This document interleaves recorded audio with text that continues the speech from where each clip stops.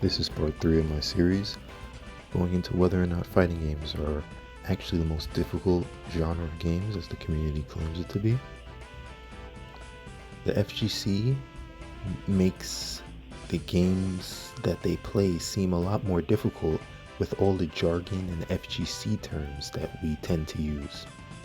If you notice, there are many other genres where the same concepts are actually explored, like neutral and frame data and footsies. It's just that since it's not named as such, it's never actually accepted to be a part of the game. Therefore, it's never included as what makes those games so difficult. Let's get into that. You see, Dark Souls actually contains most, if not all, of the same concepts as a fighting game. Spacing, footsies, frame data, all of that can be found in Dark Souls. The only difference is people don't really delve into that aspect of the game unless they're dealing with PvP. Dark Souls series of games is colloquially accepted to be a difficult game. It's always brought up when discussing hard video games or difficulty in anything. Though, isn't that strange? Even though Dark Souls is so popular, it's also one of the most difficult games. But doesn't the FGC say that the fighting game community's lacking popularity in mainstream gaming is mainly due to the difficulty of the genre? Well, you see, like I said before, I feel that the jargon placed on these games causes a lot of added difficulty and gatekeeping that would never even occur if it wasn't for that. Alright, let's look at this gameplay again, but this time we'll analyze it using FGC terminology. Every Dark Souls fight starts off the same way. You start off by gauging the distances of attacks. You call it spacing, call it neutral. When your opponent attacks, you block, you whiff punish, you dodge it. If you can get hit by attacks, you move into the hitbox of their own attack. Every action can be described quite similarly to how you would describe it in a fighting game. The only difference is that, generally speaking, we don't. Now, there's going to be people that think that this does not apply to bosses for some reason. And yes, this is just the tutorial boss, but this can apply to any boss in the game. I'll start by dodging the attack. I try to parry there, but this weapon doesn't have a parry. That's fine. So I hit twice, roll. I hit twice, and then I try to dodge, Hit twice, that's the biggest combo I can get, and I dodge. Punish the attack. This is a bigger punish window, so I get more hits. I messed up there, got a little greedy. Okay, let's back up. Now back to spacing. Okay, he's doing something. Let me try to figure out, what is he doing? I'm not sure what this is, so, I see an attack, so I try to punish it.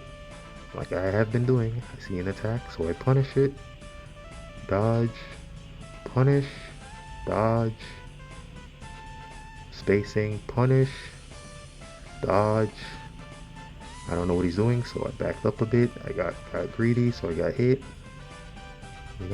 Dodge, punish, bigger punish window, so you get a few extra hits, and then I just finish it off. I mean, it's the same for every boss. Every boss does an attack, from this guy, from Udex to Radon. All of them have patterns that you follow, punish windows, and that's it. It's just like a fighting game. You punish with your certain combo, rinse and repeat. All fighting game terms are just terms that can be applied to any game where you, the player, have combat with another character, be it a human or an AI. This is why I really feel that jargon is what holds people back and what makes people think that fighting games are difficult initially.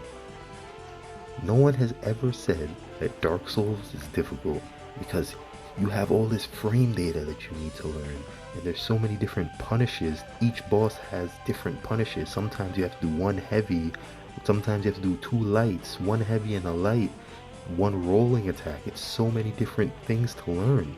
People don't say that. I feel that fighting games are actually quite intuitive. There's a lot of information that fighting games have on the screen at once that they give to you, the player. Yes, I understand that the UI seems cluttered and can stress some people out, but it's only that cluttered so that they can make sure that you have all the information you would need at any given moment to understand the game state. Now, I'm not arguing to say that fighting games aren't difficult, but I feel that it's a difficulty that's inherent to the game that most people talk about when they're considering fighting games to be more difficult than shooters or any other genre. They feel that there's some sort of thing that they have to do in a fighting game that they don't have to do in any other game that makes it so difficult. The only thing that I could find there would be that you have special move inputs that are required to perform any given attack. In the last video, I spoke about how a lot of players have this fixation on combos, and being hyperfixated on combos would cause you to play worse, as you're focusing on the wrong thing in order to improve.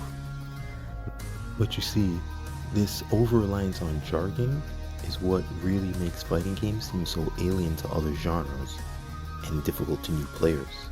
When a new player comes in and they see all this jargon for the first time, for example when they enter training mode, it can be overwhelming. And I completely agree that this is a large hurdle that many players never overcome. But it's still not the hardest thing that new players can have when dealing with fighting games. But anyway, back to chords. The hardest part of playing a guitar isn't learning how to do a chord or a combo, but stringing together these combinations of chords and the hand gymnastics required, the execution in order to switch chords on beat. That's extremely difficult. And that's the most difficult part of learning guitar. Hearing that, you might think that, well, if combos are the hardest part of a guitar, then they're the hardest part of a fighting game, so I'm wrong. Well, no. The guitar is a single player game. There's no adversary there. The only challenge would be akin to playing combo trials. If fighting games were only combo trials, then yes, the hardest part of a fighting game would be the level 10 master level difficulty trial. But fighting games actually have another more daunting adversary, and that's player 2. The main part that I feel makes fighting games difficult isn't the fighting game at all. It's playing against another human being and being forced to overcome your own weaknesses in order to deal with them.